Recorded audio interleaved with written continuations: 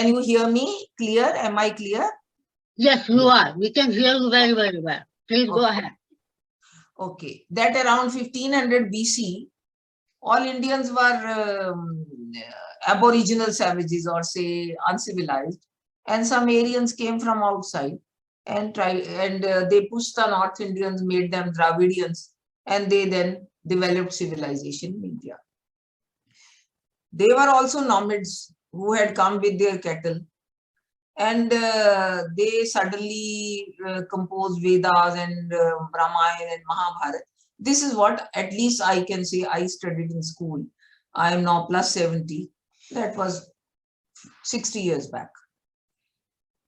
On the other hand, we will go all over India, very fond of touring places, and we will find that entire India is full of places which remember various events of the life of Ram. I will just share one small thing, that when I went to Ayodhya, I found that there they would sing mostly in the traditional, they will sing about Ram's birth, Ram Lalla, and or Raja Ram. When you go to Mithila, then you hear people singing about Sita getting married to Ram, and the way that brave woman from Mithila brought up Love Kush. And when I went to once, there is a place near Jodhpur which is called Mandor, and they believe that that was the birthplace of Mandodari. There you still have people preserving a place where they believe that Ravan and Mandodari had got married there. So whole India, you go to Panchavati, whole of India was full of places where you go to Chitrakoot, the entire ambience of Chitrakoot resembles totally with Ramayana details. So big question kept on agitating my mind, that is Ramayana mythology or is Ramayana history? Did Lord Ram actually take birth and saved lakhs and lakhs of people from atrocities and created an example of a real welfare state where a king rules only for the benefit and welfare of the masses? If he was actually born, and if Ramayana is narrating the true history of India, ancient history of India, then Ram becomes an ideal for our children.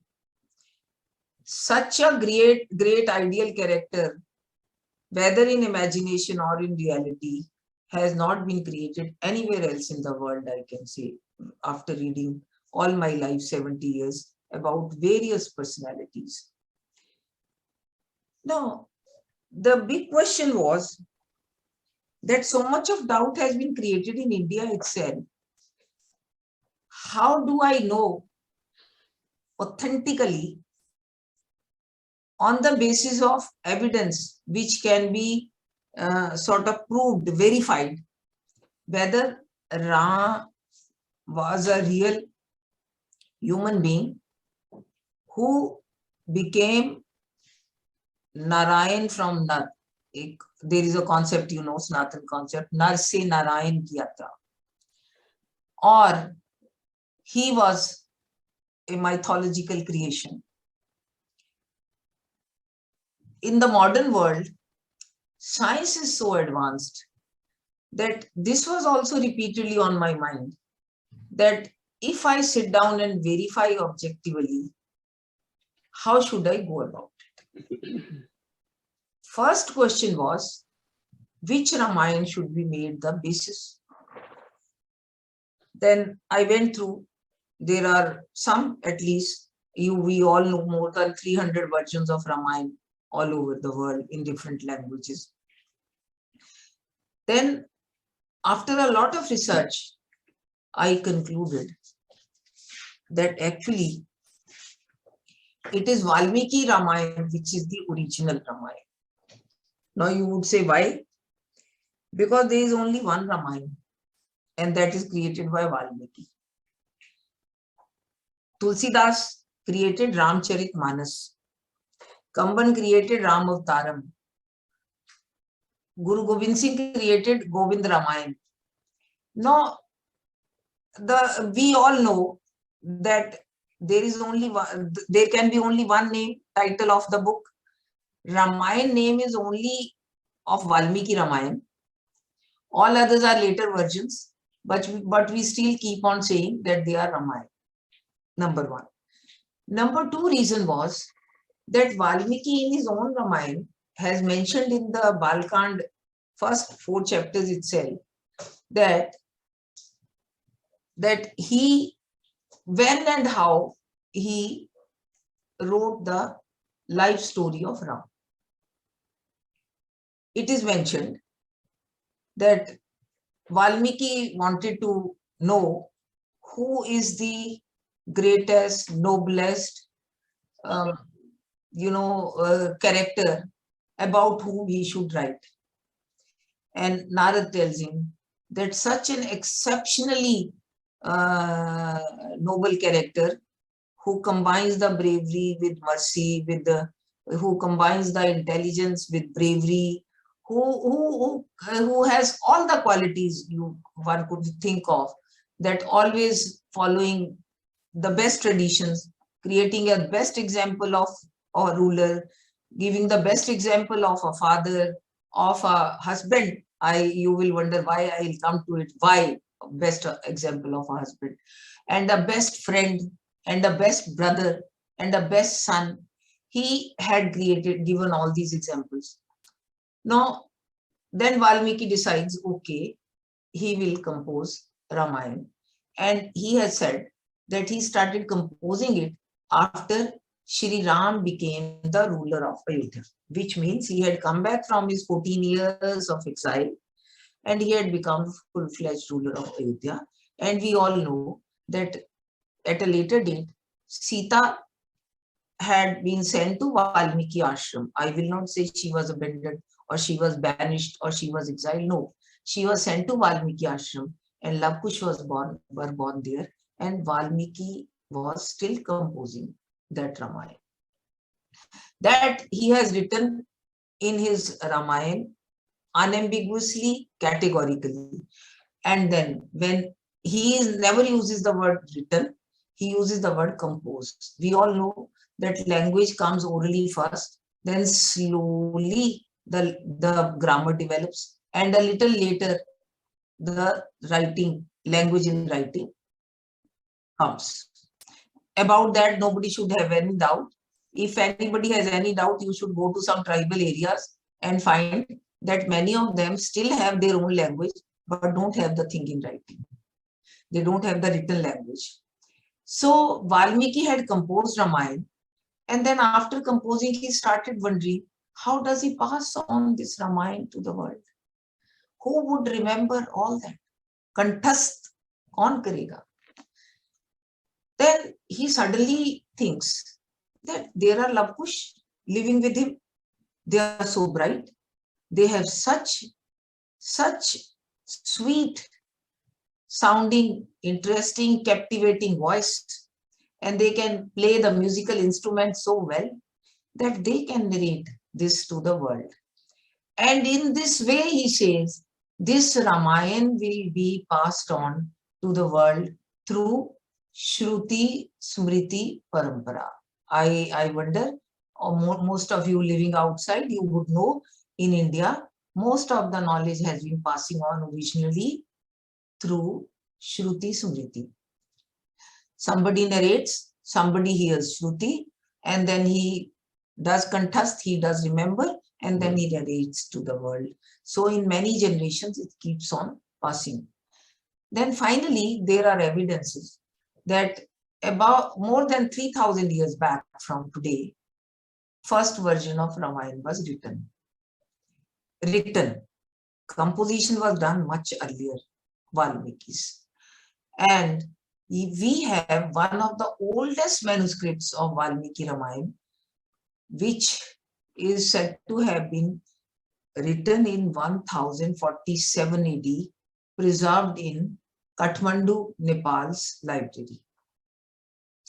So with all this, I was very clear that if we want to know the historical facts about Ramayana, which can be proved and verified, that should be based on Valmiki Ramayana. So I picked up Valmiki Ramayana. Then I first went to Gita Press Gorakhpur after buying their book. How did they compose their Ramayana? What credibility it has, what reliability it has.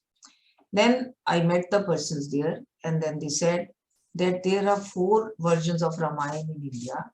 They all 4 were taken. Mostly whatever was common in all 4 was taken. Wherever, some missing parts were there in 1 or 2, then they completed the story. So in this way, I found that they had a very authentic way of recording what might have been the true Valmiki Ramayana. Then I also verified that till about 2000 years back, the present composition had come in form. 2000 years back. In 1st century AD, we had the same version of Valmiki Ramayana in Sanskrit, which we have today. So with all those things, I said that from Valmiki to Tulsi, it is a journey from a contemporary admirer to the devotee. There is a journey which takes place. First, the admirer comes. If somebody is so great, does such great things, at that time we will have admirers. Slowly he will have followers. It will be after hundreds of years that devotees will come. So when Tulsi wrote his Ramcharitmanas, he wrote as a devotee.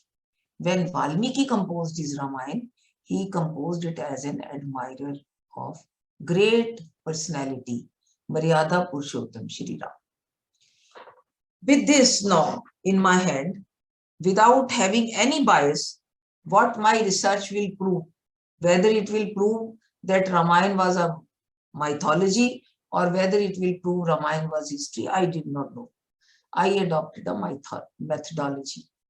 And before I say that was not the correct expression. In fact, this methodology I was lucky enough to get from Dr. APJ Abdul Kalam. Dr. APJ Abdul Kalam was very clear that Valmiki has left several references of sky views, means position of planets vis-a-vis the nakshatras or constellations. And that with modern softwares, they can be exactly dated. This he was very clear that they can be exactly dated.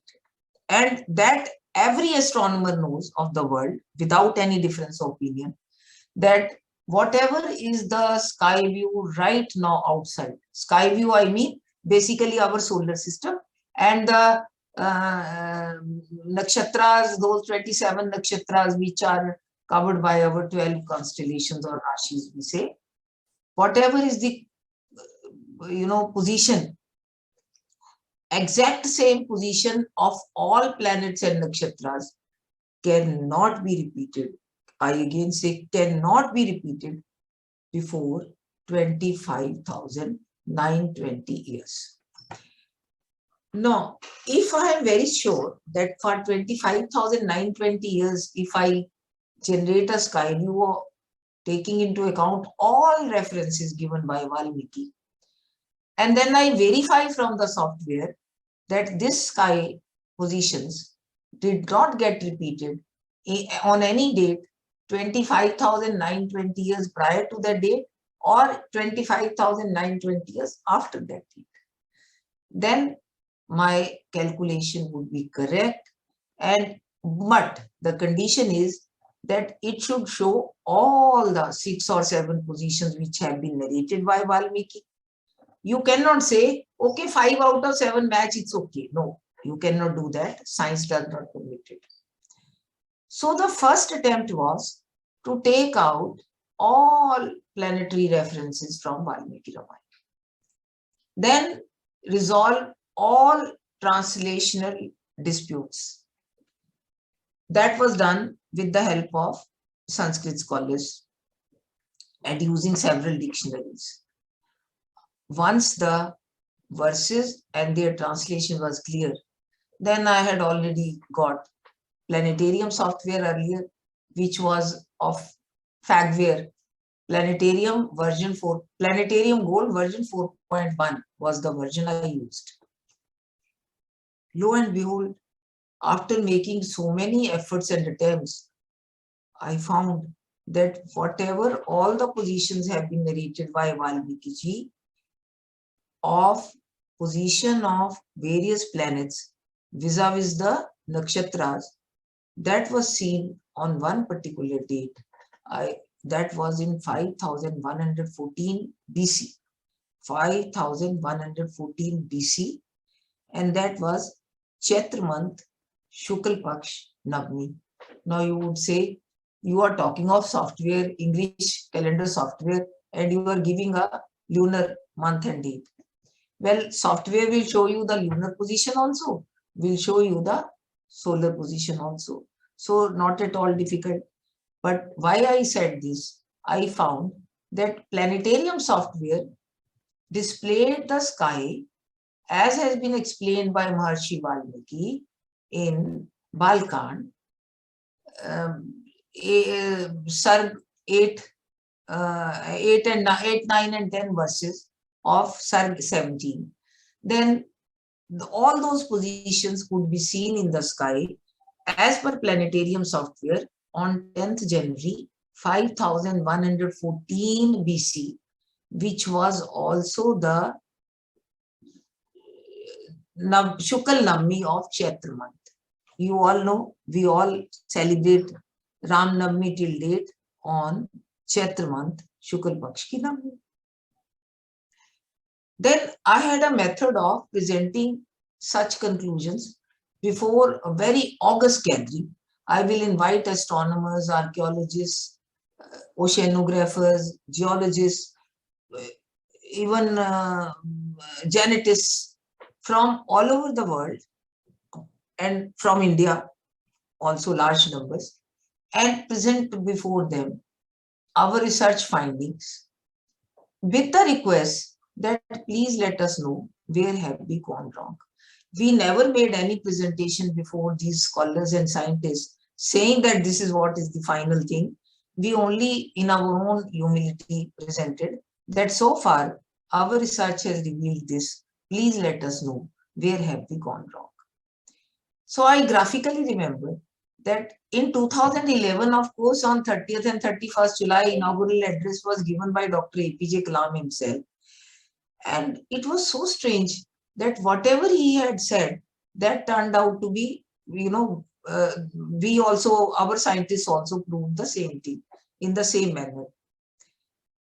But then in 2014, some of the astronomers who had come from worldwide explained that their software does not show Valmiki's positions described at the time of birth of Lord Ram on 10th January 5114 BC. This put me to thinking because I wanted to place anything and everything only which is verifiable by everyone. I can say you go and verify.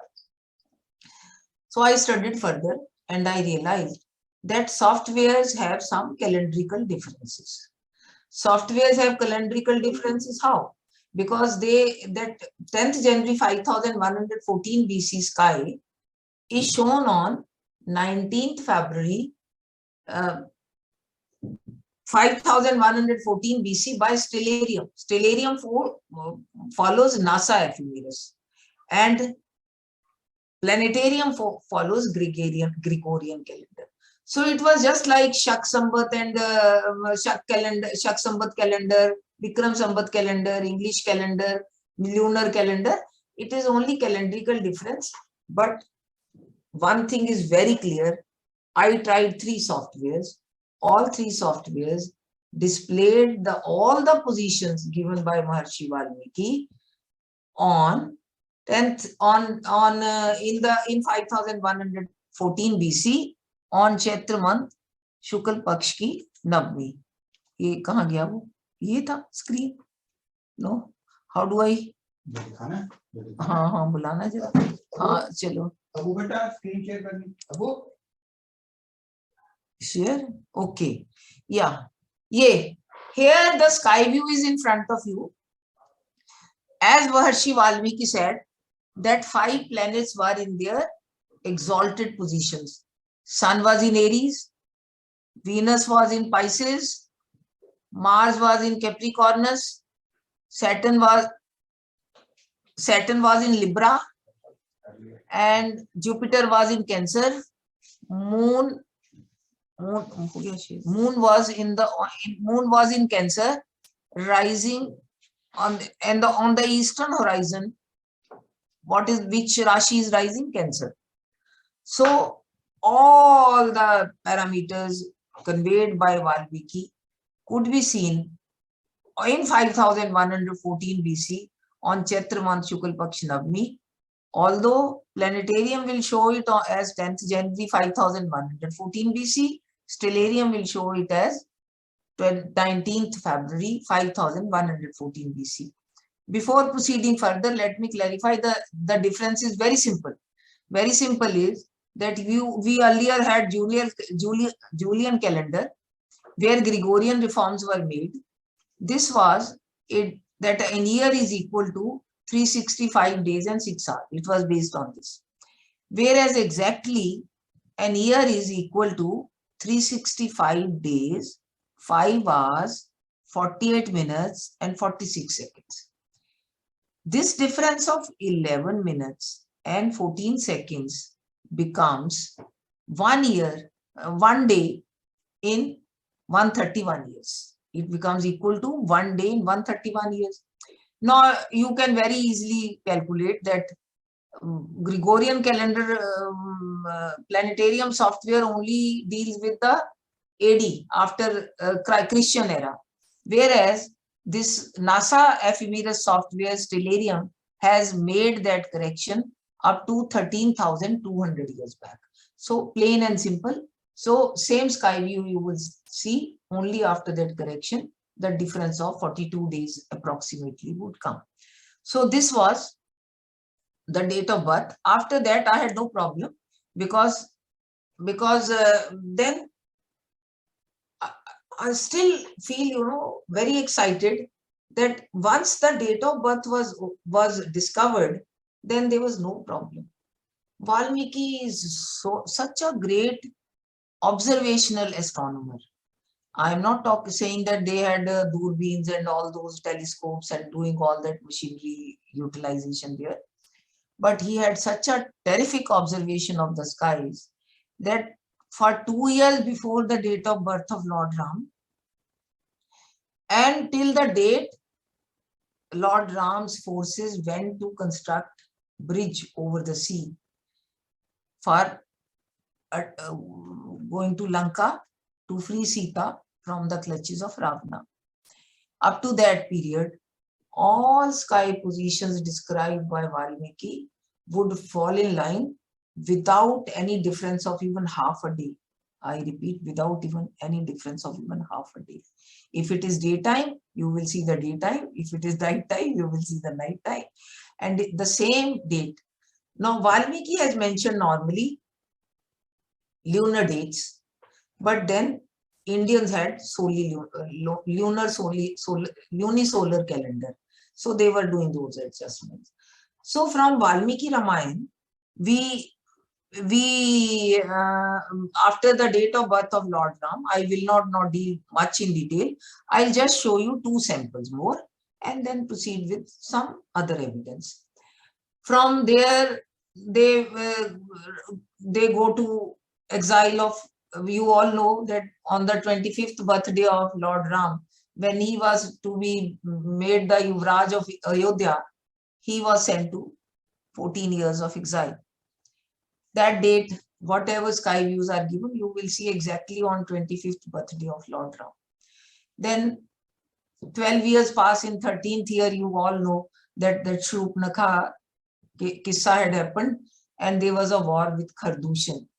And there is a graphic detail of an eclipse, solar eclipse seen during daytime from Panchavati and described by Valmiki.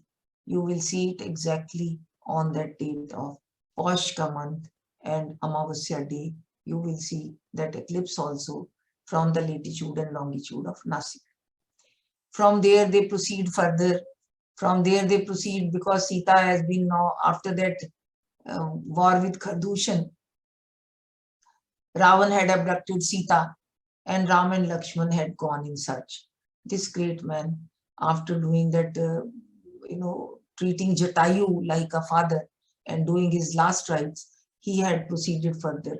After meeting Shabri Bhilni, he had gone to these hills, Kishkinda. So there he met that Sugriv and Hanuman. You all know that Sugriv was actually extradited from the kingdom of Kishkinda by his brother Bali and was not allowed to enter. And Shri Ram became instrumental in killing Bali. And lo and behold, Valmiki describes that in the morning when Sugriv went second time to challenge Bali, then there was a solar eclipse. And you see that solar eclipse in the sky. This solar eclipse is also seen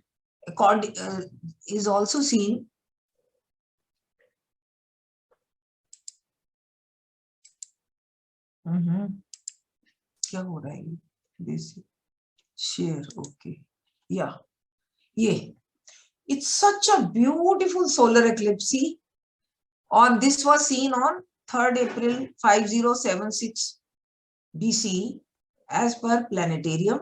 At 42 days, that will be as per stellarium. I will like to show you how you see you can see this. Can any one of you respond? Can you see this moon and sun? Sun is in the background and moon right in front. We can see it very, very well. So yes, this was the solar eclipse which could be seen from Kishkinda. Strange thing is that even the 3 eclipses described by Valmiki could be seen exactly, are shown exactly on those same dates and time by modern softwares like Stellarium and Planetarium.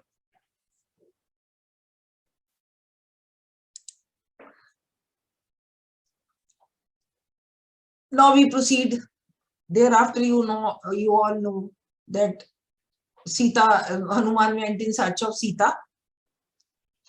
And when he was sitting and Ravan had come to threaten Sita, there was a lunar eclipse mentioned there that could also be seen when Hanuman was hiding in the branches of Simsapa tree. That means Shisham tree. He was hiding, and that is also shown. Then after doing all that things, when he had come back, the most marked detail which is given there is of Hanuman's journey back from Lanka to India, to that hill next to the Mount Praswaran, that Gandhamadan Parvat, that is Rameshwaram. When he comes there, then Valmiki has described 8 constellations in the sky. We all know 12 constellations, 24 hours. 2 hours a constellation will rise. And at one time, you can only see 6 constellations on the horizon. Valmiki has described 8 constellations, which give a very clear view of what that Hanuman's journey would have taken a little more than 4 hours, because 2 constellations had gone down the horizon and 2 had come up the horizon. Yeah. See, Gemini, Cancer, Leo, Virgo, Libra, Scorpius and Sagittarius were up above the horizon, but then you see Capricornus and Aquarius also described there. Capricorn. So these two went down the horizon and these came up the horizon. It is such a graphic detail, such a perfect detail matching with the details of Ramayana. I will not now deal further with this. In my book, Ramayana Retold with Scientific Evidence, or you can say Ramayana ki kahani vigyan ki jubani. Abhi recently on public demand, I made a simplified version of Ramayana ki kahani vigyan ki jubani, saying it Ram Katha Sitaron se suniye. A shorter, simpler and cheaper version of that book. You will see at least 27 sky views sequence giving. I have just given examples of 3. Sequentially showing all the sky exactly matching whatever has been described by Valmiki and in the same sequence. Now, once this date line was clear to me, that from the time of birth of Ram in 5114 BC till 5076 BC, when he went to attack Sri Lanka, we have very clear description of all the sky views. Thereafter, somehow they are lost because maybe some in the some Shruti Smriti Parampara, somebody did not record in writing. Once this timeline was clear, I was very clear that this is the ultimate evidence, because human beings have not learned to tinker with the skies, and nobody can fight whether those planets and nakshatras existed or not. Just as we had for Ayodhya, as archaeologists could not agree about 500 years back what had happened. So how much they could prove. But then I was repeatedly told that until we give the traditional evidence also, which support this, probably our theses will not be fully accepted. Now, what was decided? Again, I had done a lot of archaeological research. All this was with the help of, I am neither an astronomer, nor an archaeologist, nor a geologist, nor a Sanskrit scholar, but it was my mission, it was my passion. It was like I was obsessed that I must find it scientifically. So I had created an institution of scientific research on Vedas, and then we had so many big, great scientists associated as advisors, and we would take the inputs from them. And I had the best of archaeological inputs we got. In my book, I have covered all through from Ayodhya to Rameshwaram, various kind of archaeological findings, the carbon dating of which is again 7,000 years back. Because I can take only those examples, which can. See, the unlucky part in this country is that all those, I'm not an archaeologist, I had to only approach the Archaeology Survey of India or Indian Archaeology Society and get the inputs from them, various articles, various excavation reports. And I found there are so many large number of archaeological reports lying with the Archaeological Survey of India, which depict continued Indian history for last 9,000 years, not 7,000. Ramayana is 7,000 year old. When I say 5114 BC, that just means about 7,100 years back. But then you have archaeological reports which give you chronological order and detail from 9,000 years back. Continuation of Indian civilization, you have swastik, you have shivling, you have Om, you have Sandur on ladies' forehead, you have all those things, and they have been discovered with the carbon dating from 9,000 years back till date.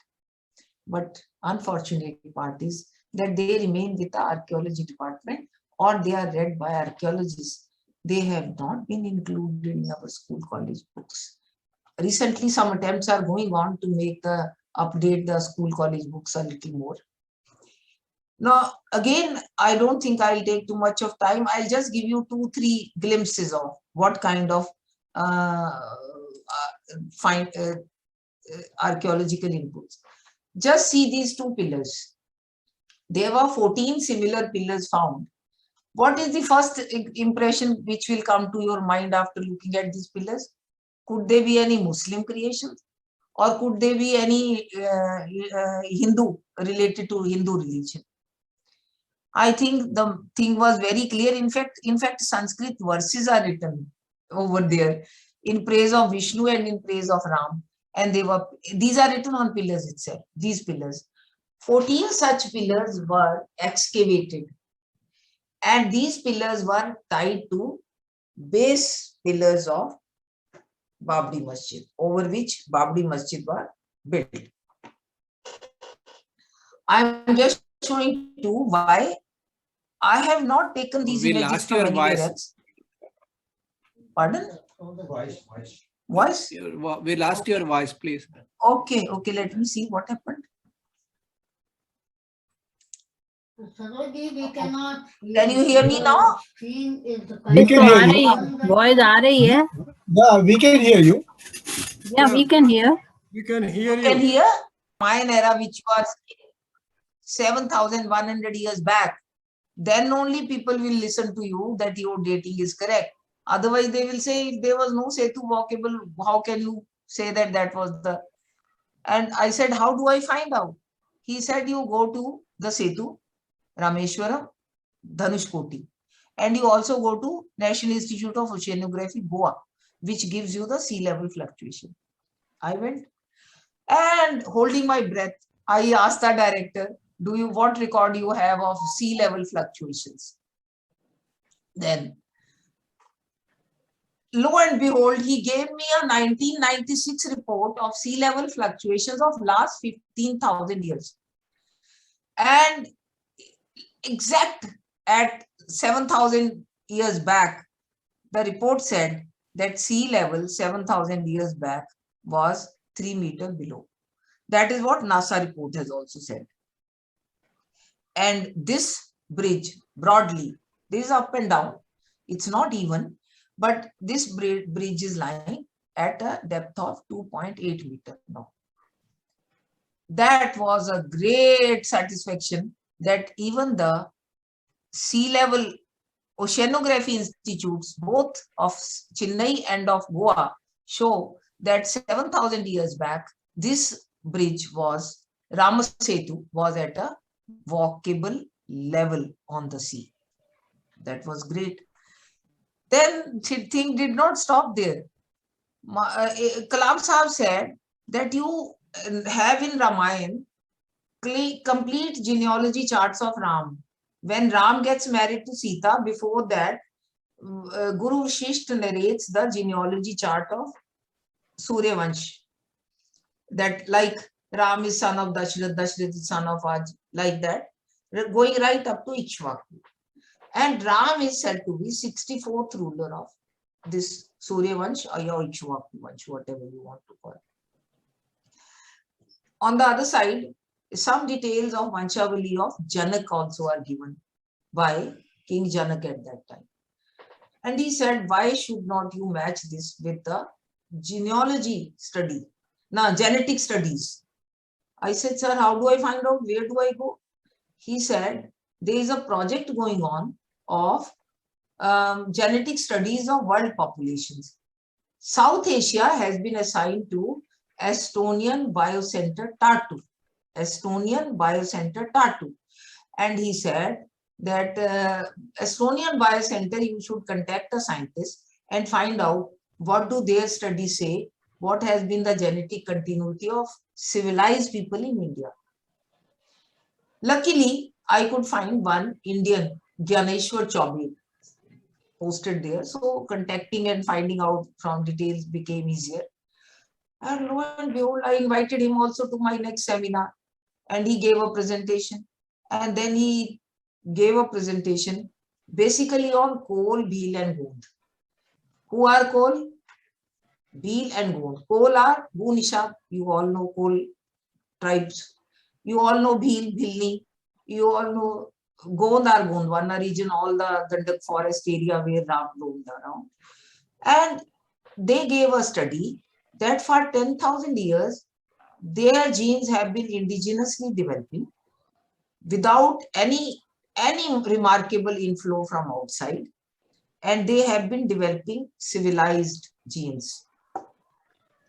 and their genes are similar to other populations of India, and even the North Indian genes are similar to Dravidians and to Eastern, tribal genes are similar to caste populations and otherwise. That was great. And now you guess 7,000 years back, if it is Ram, 64 generations you go prior, you will go to about 9,000, 10,000 years back. And all that genetic continuity has been there in India till date. What a wrong history we have studied. I felt so bad that some Aryans came from outside to civilize us.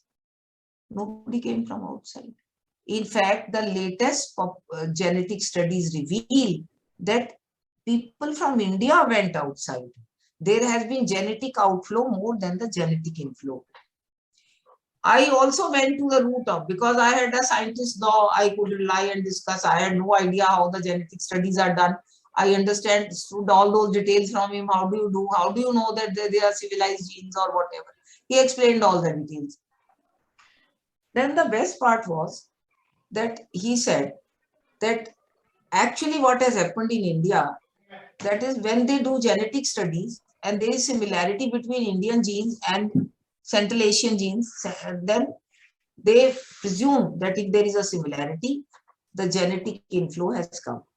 But he said there is an altogether different science which studies the inflow and outflow of genes. Let me say inflow and outflow of genes. So the correct conclusion you can draw only from there, whether there was genetic inflow or there was genetic outflow. So with these studies, he proved that actually these were the Indians of ancient times who went to Europe, basically Germany, you know, they also have swastik, they also accept home, and there are so many similarities. And actually so many similarities in Sanskrit and Latin also reveal that probably Sanskrit is the original language and Latin has so many borrowed words. I'm not saying it because you think that I feel India is great, I am Indian. No, not at all. This is entirely 100% scientific study and proof that what words have evolved from what, and who. The ultimate thing was environment, climatology. I went into studying of climatology. Actually, climatology clinched the issue that this 7,000 years back, Ramayana era was there. It is very much history. And whatever is mentioned in Valmiki Ramayana, those may be, utensils, maybe ornaments, maybe crops, maybe any kind of things you name, any kind of things we need to live. They were all there as per the carbon dating studies of archaeological artifacts. They were all dated that. Now, with this, when it becomes clear that 7,000 years back, their people had been going, outflow had been there. And just as today, if 1 lakh people went to USA, 10,000, 20,000 would have come back also. So if 1 lakh people migrated in those days to Germany, to UK, to Italy, to any other countries, then some would have come back also. So that way intermixing of genes has been there. But science now has left no doubt that in fact, there was originally genetic outflow from India and some people came back and genetic inflow. Obviously, their genes by that time were quite mixed and they came back. So any science I picked up, I went back to Valmiki Ramayana and I found the relevant part and then took the scientific research report and found that everything will take me to 7,000 years back. I will also add that I did the similar study for Rig Veda also. That everything takes you to 9,000 and 8,000 years back. First 6 mandals of Rig Veda will take you to 9,000 years back. Last 4 mandals of Rig Veda will take you to 8,000 years back. Ramayana is 7,000 years back. Mahabharata has left no doubt that it was 5,100 years back. Now, with this kind of study, I fully, I conceive that I, in fact, went mad with this, that it was an obsession, it was a mission, it was a passion. All my money, all my effort, everything will go on into this research, and I will not stop at anything until I am able to find out finally which convinces me fully that this is reliable, this can't be challenged. And I organized at least 7 seminars and conferences during 2011 to 2016 and invited scientists, large numbers from India, but many from abroad also, like I said, Gyaneshwar Chaubey or Narari Char, or like that. So they were presented before them. Final conclusions which have been included in the book, Ramayana Retold with Scientific Evidence, or Ramayana Ki Kahani Vigyan Ki Zubani, are the ones which were approved unambiguously by this great group of scientists from different subject areas, and the list and names of those scientists have been given in the book, acknowledged. This is how I realized that what injustice has been done to us, to our generations, past, present, and future. The history of which we should have been so proud that it naturally became the most ancient history. 7,000 years back, you had so many things, but you have not brought them to limelight. 5,000 years back, you had so many things, you have not brought them to limelight. In fact, our study reveals that whatever kingdoms came to fight Mahabharat war from all over India, most of them still exist, and most of the sites were located in those kingdoms, excavated sites, matching the descriptions in Mahabharata. So what we, in great pride and shame, I will say, we say Harappan sites, they are actually Vedic Mahabharata sites. They are actually Vedic Mahabharata sites, without any doubt, without any ambiguity, that those details have been given in the book, Mahabharata Retold with Scientific Evidence. So with this, I will like to conclude now and throw the questions open. Go and do it. Here, this is the Ram Setu. I have, what I was saying is that Shri Ram went to, they after Hanumanji came back, and he, after killing Bali and making Sugriv the king of Kishkinda, after some time, Hanuman and other people had, Banra had gone all around in search of Sita, and Hanuman had crossed and gone to in search, and he was in Ashok Vatika, hiding himself in a Simsapa tree, trying to judge if the lady who is sitting there is Sita, because he had not seen her. By various kind of methods he came to know, he realized that this must be Sita. But his apprehensions turned out to be true when, after a short while, he saw that Ravan came there with all his 3 wives, Mandodari and other 2. And there was a lunar eclipse at that time in Sri Lanka. And that lunar eclipse could also be seen on the exactly on the date and time which is mentioned in Valmiki Ramayana. Now, after he threatened Sita, and Sita rebuked him very badly and heavily, many people keep on telling me that you should give credit to Ram. You should give credit to Ram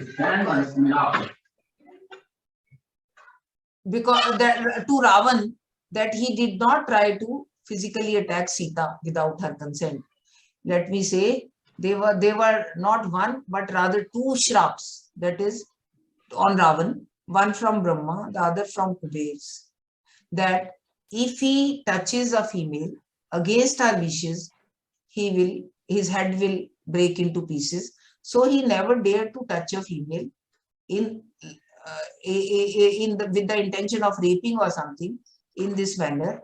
So that was the reason. There was no great credit otherwise to Ravan, because he was trying to save his own life. Now, at that time, Ravan went back. So now Hanuman was very clear that she is Sita. So he handed over Ram's ring to her and took her Chudamani. Thereafter, you all know that he had, he had been captured by Meghnad and he went to Ravan's Darbar.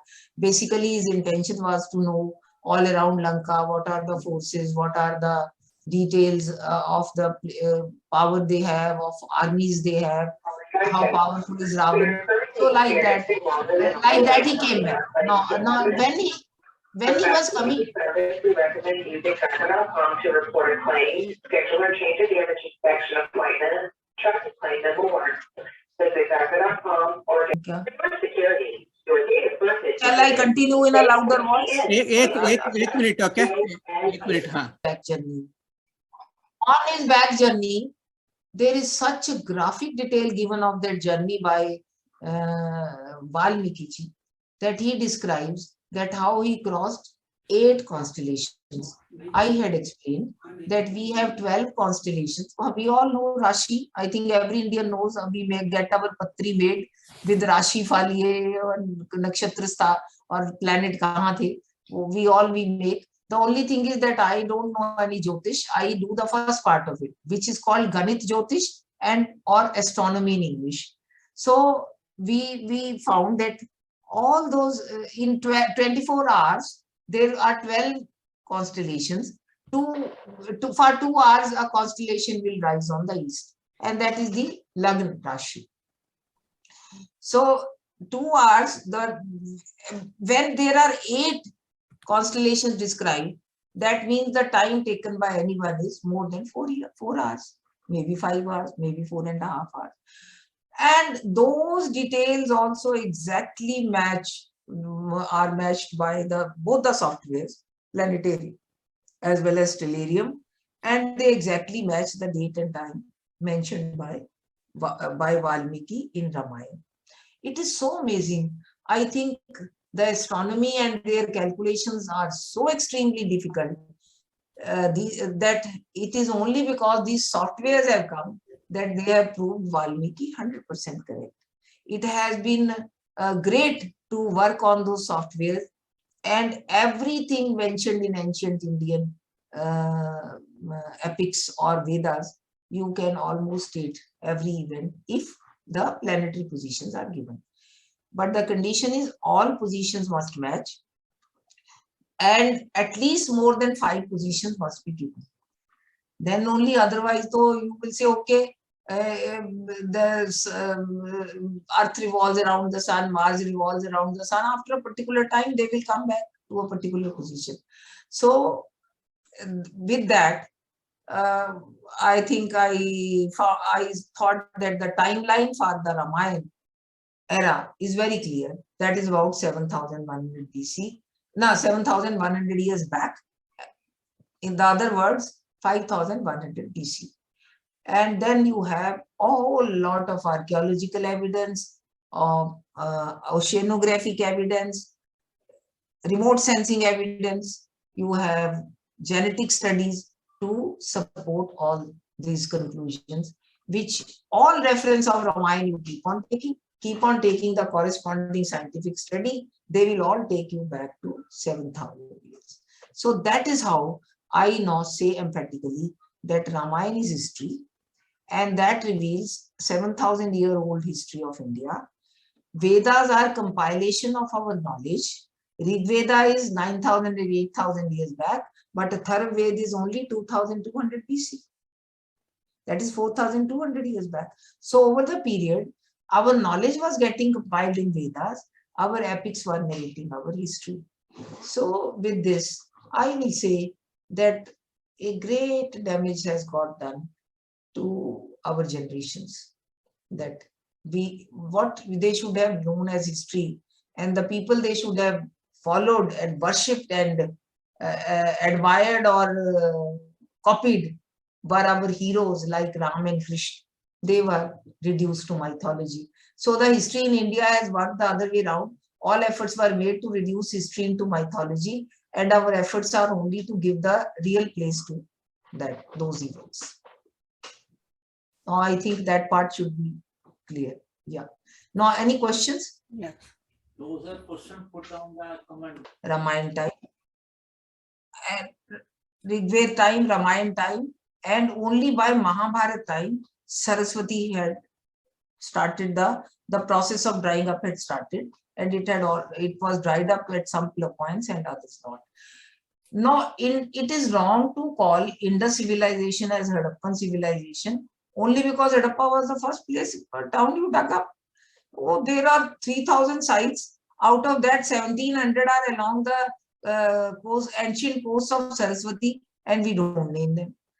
And when you go into all these reports, I will say Mehergarh, Jarij French was the archaeologist. This presently is in Pakistan along the river Sindhu, Indus. हम Sindhu कहते थे in our books. So the entire carbon dating for that place is given as 9,000, 8,000 years back. And you will be surprised if you are told that there a grave was found where there were 7 dead bodies remains, and 6 out of them had the drilled hole in their teeth, showing dentistry with the tool lying next. So even dentistry was so well known to 9,000 years back. Now, once we know all these facts, then where does the doubt remains that our civilization was the most ancient civilization? And our civilization should be rightly called as Indus, Saraswati and Ganga civilization. Because in fact, when Saraswati started depleting, Ganga started flourishing. Saraswati had Satluj as tributary, which slowly, because of the tectonic movements, diverted to Vyas, and Vyas went to Indus. Yamuna diverted from Saraswati and went to Ganga. So this is the thing, and you find in entire areas, you have in the Indus area like Mehergarh, Nausharo, Mohenjo-daro, all those places are there. You have in Saraswati belt, Kunal, Rakhigadi, Birana, Kalibangan. You have in Ganga region like Alaura Deva, Jusi, Tokwa. Similar kind of civilization, similar kind of finds, similar kind of carbon dating.